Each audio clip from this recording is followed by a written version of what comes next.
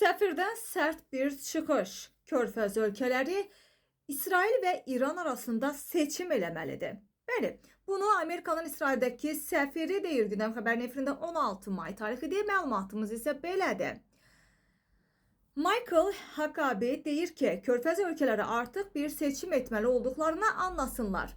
Hansı daha ehtimal olunandır? İran tərəfindən hücuma məruz qalmaq, yoxsa İsrail? Hesab edirəm ki, onlar ətrafa baxıb deyə bilərlər.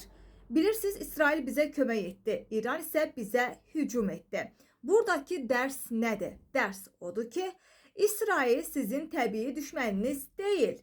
İsrail sizi məhv etməyə çalışmır. İsrail sizin torpaqlarınızı ələ keçirməyə çalışmır. Sizin mülki ərazilərinizə raket atmır. Bəs bunu kim eləyir? İran. Bir tərəf seçin. Hansı tərəfi seçəcəksiniz?